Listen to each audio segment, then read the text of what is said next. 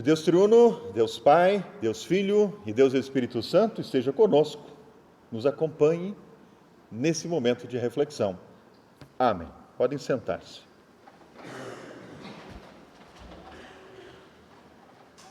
Saudade. Saudade. O que é saudade? Saudade é um sentimento difícil de definir, difícil de descrever. Talvez, como alguém já sugeriu, saudade poderia ser definida como uma espécie de nostalgia. Nostalgia causada pela ausência de algo, pela ausência de alguém ou então de algum lugar. Saudade pode ser aquela vontade de reviver determinadas experiências, determinadas situações ou momentos já vividos, momentos passados. Ou então, saudade também poderia ser definido como um tipo de vazio, um vazio inexplicável que sentimos em nosso coração. Na semana passada, nós lembramos da ascensão de Jesus, a subida de Jesus aos céus, o seu retorno ao lar celestial. A subida de Jesus aos céus causou, talvez nos corações daqueles discípulos, um tipo de saudade. Afinal de contas, Jesus havia andado com eles por vários anos, havia ceado com eles, Jesus havia aconselhado, Jesus havia consolado, instruído, protegido os seus discípulos por um bom período de tempo e agora Jesus voltava para os céus. Mas não sem antes prometer que estaria com eles todos os dias. De que forma Jesus poderia continuar estando com eles todos os dias se ele estava agora partindo para os céus?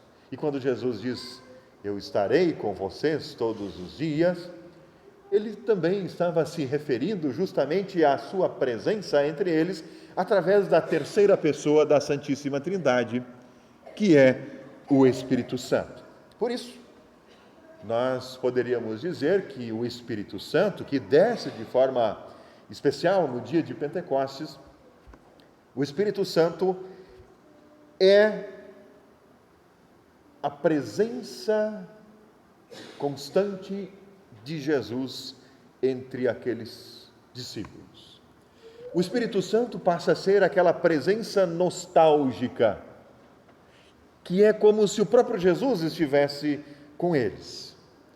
O Espírito Santo é a presença junto daqueles que seriam e formariam, a partir daquele momento, a igreja. Eles seriam as pedras vivas a formar o edifício da igreja de Cristo. Aliás, foi justamente o que Jesus havia dito, lá em João está registrado: o Auxiliador ensinará a vocês todas as coisas e fará com que lembrem de tudo o que eu disse a vocês. Saudade, nostalgia, a presença do próprio Cristo na pessoa do Espírito Santo. Como alguém já sugeriu uma vez também, a fé poderia ser definida mais ou menos nesses termos também. Fé é um tipo de saudade, um tipo de nostalgia de um lar celeste que ainda não conhecemos. Bonito isso, se nós pararmos para analisar, né?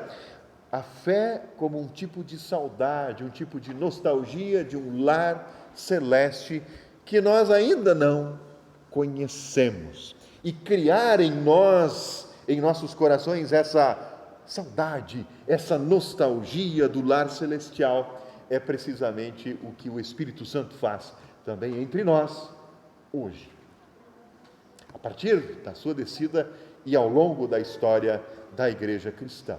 Se não, observem aquilo que vocês mesmos já estudaram lá no Catecismo Menor, quando nós tratamos a respeito do terceiro artigo do Credo Apostólico. Lutero explica o seguinte: creio que por minha própria razão ou força, não posso crer em Jesus, o meu Senhor, nem vir a ele. Mas o Espírito Santo me chamou pelo Evangelho, iluminou com os seus dons, santificou e conservou na verdadeira fé. Assim ele também chama, congrega, ilumina e santifica toda a cristandade na terra. O Espírito Santo chama, congrega, ilumina e santifica. Eis aí, de forma muito resumida, a obra do Espírito Santo. Por isso nós vamos dar uma olhadinha em cada uma dessas palavrinhas que Lutero usa aqui na explicação do terceiro artigo do Credo Apostólico. Primeiro ele diz que o Espírito Santo chama. O Espírito Santo chama. Aliás, o próprio Jesus também já havia dito que quando o Auxiliador vier, ele convencerá as pessoas do mundo de que as pessoas, têm uma ideia errada a respeito do pecado e do que é direito e justo. E também convencerá o mundo, a respeito do julgamento de Deus. Vejam aqui a obra do Espírito Santo, convencer. É a palavrinha usada por Jesus, Convencer aqui significa literalmente trazer à luz, expor, revelar, fazer-se entender, fazer-se compreender. Nós ouvimos a leitura de Atos dos Apóstolos e percebemos ali, a partir desse texto, que de fato a obra primeira do Espírito Santo, naquele dia de Pentecostes, foi justamente dar aos apóstolos ali o dom de falar em diferentes línguas, de forma que as pessoas que vinham de várias nacionalidades diferentes e falavam em outras línguas diferentes da falada em Jerusalém, para que cada um deles tivesse a oportunidade de entender, compreender a mensagem do Evangelho na sua própria língua materna e assim crer. O Espírito Santo irá convencer, diz Jesus. Sem a ação do Espírito Santo, nós nem mesmo nos daríamos conta da necessidade que nós temos de um Salvador. Não nos daríamos conta disso. Por isso o Auxiliador chama. É Ele quem faz a ficha cair. O Espírito Santo é aquele que, agindo em nosso coração, diz: se liga, abre o olho, presta atenção. Ele chama, faz acordar o adormecido. A Escritura Sagrada, em outro trecho, diz que o ser humano é como a flor que se abre e logo murcha, como uma sombra que passa e desaparece. Está falando da brevidade da nossa vida.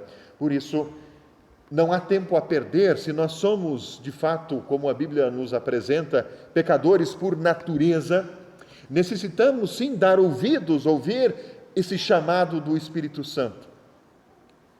Compreender a necessidade que nós temos de um Redentor, de um Salvador.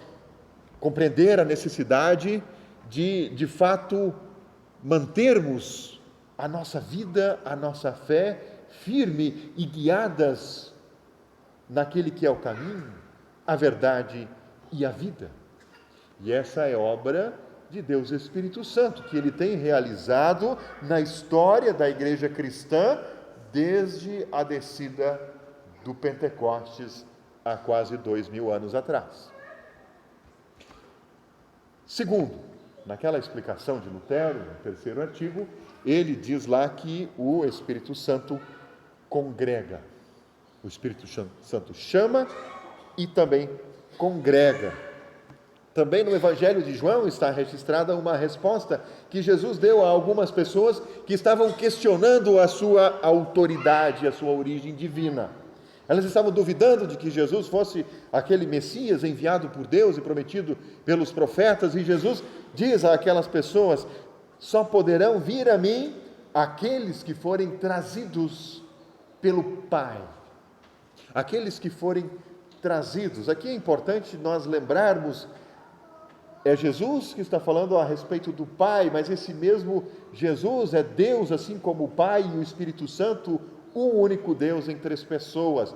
A ação do Espírito Santo, o chamado de Deus o Pai também, se dá através da ação do Espírito Santo. Por isso, eu pergunto, você acha que foi ideia sua vir até Deus? Você acha que foi ou é ação sua aceitar Jesus como seu Salvador? Não.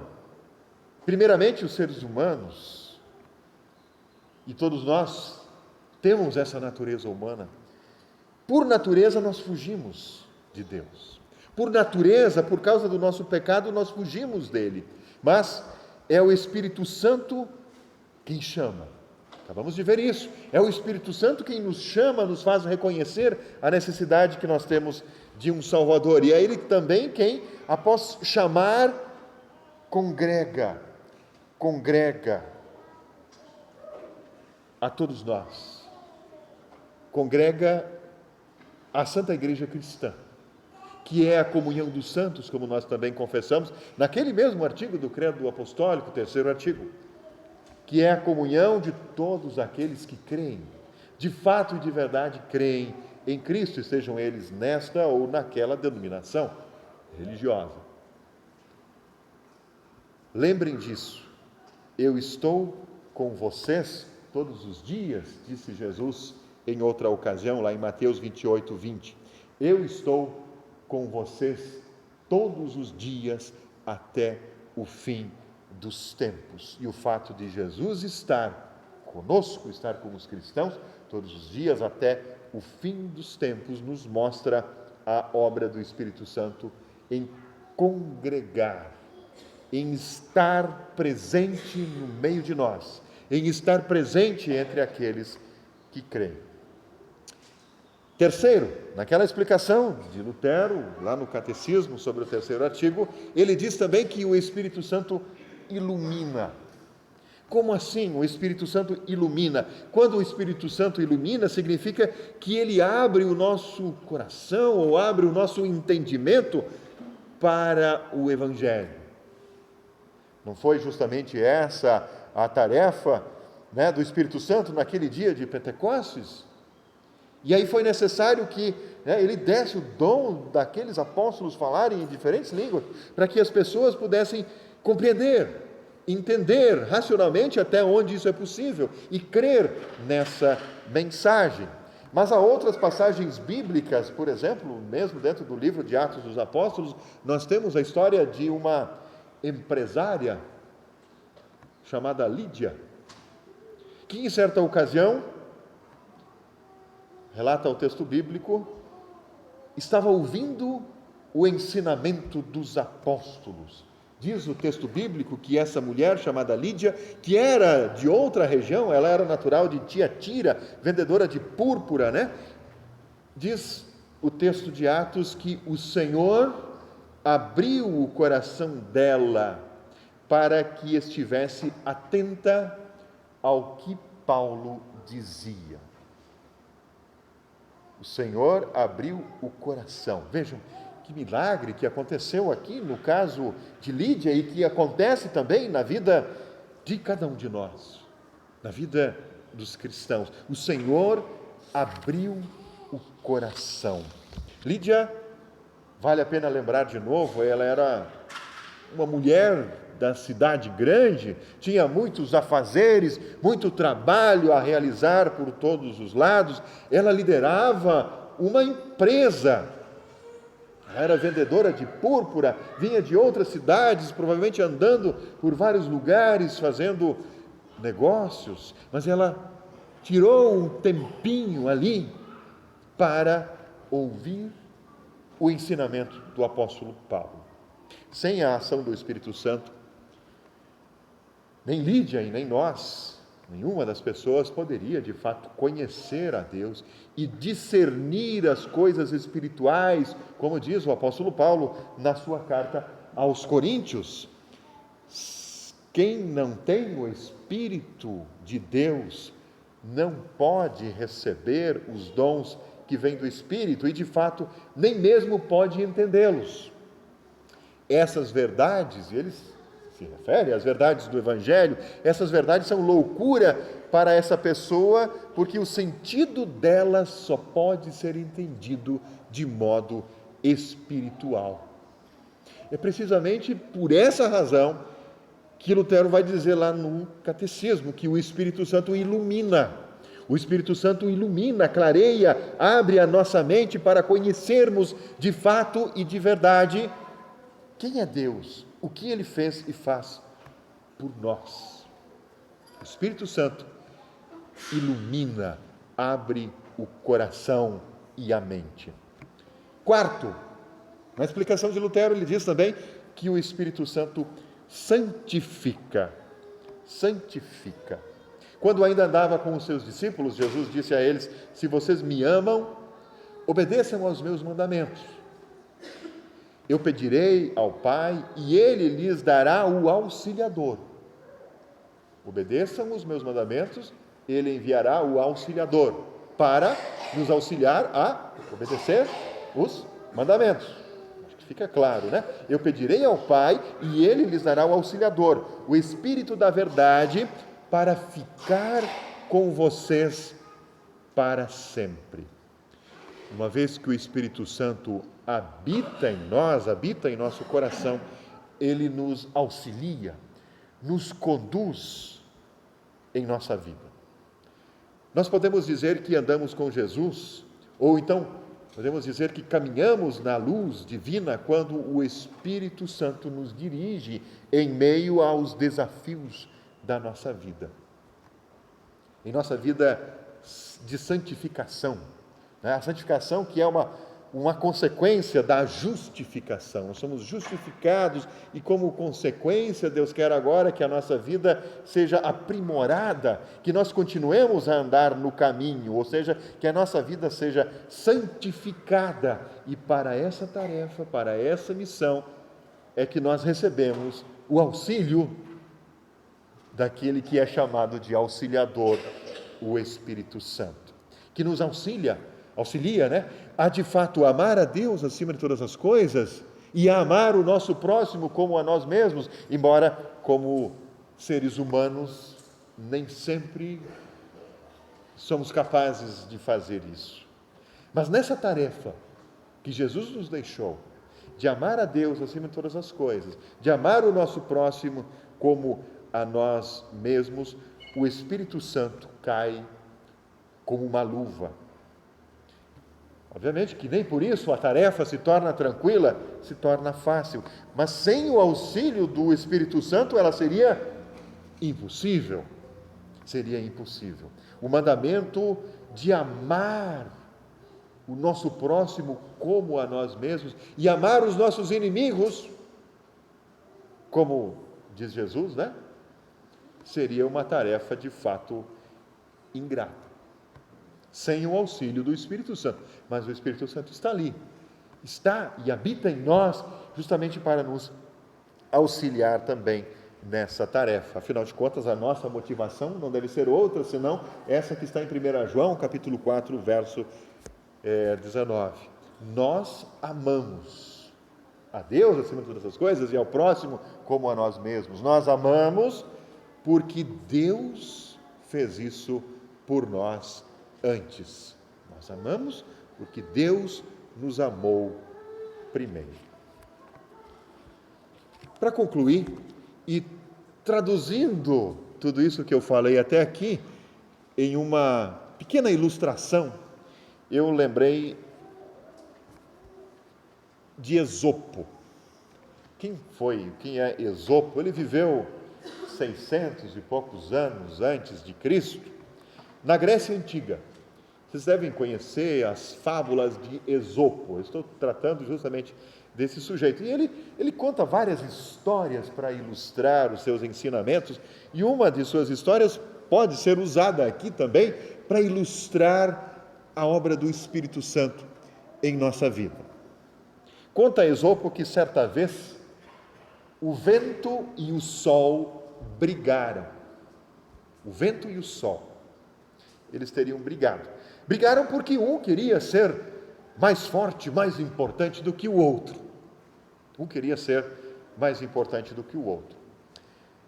Conversa vai, conversa vem, resolveram eles, o vento e o sol, que eles iriam competir entre si, para ver quem era de fato o mais poderoso. O vento saiu na frente, pode passar ali. O vento saiu na frente e ele avistou um viajante que andava tranquilamente pela rua com um cachecol novo enrolado no seu pescoço, quentinho e macio, pois fazia frio naquele dia. O vento então pensou: aposto que tiro o cachecol do pescoço deste homem com um simples sopro. Aposto que eu faço isso com um simples sopro. E soprou com toda a sua força, e quanto mais o vento soprava, mais aquele homem segurava o seu cachecol em volta do pescoço. Mais frio fazia também, Mais ele segurava o cachecol em volta do seu pescoço. Por fim, o vento cansou e acabou entregando os pontos. Chegou a vez do sol. O sol entrou em ação e bem mansinho. Ele foi lançando as suas ondas de luz, foi lançando as suas ondas de calor sobre aquele mesmo homem do cachecol. Assim, a cada minuto, o sol aquecia mais e mais o corpo daquele homem, até que o homem se deu conta de que estava calor e ele mesmo tirou o cachecol do seu pescoço. Ele mesmo.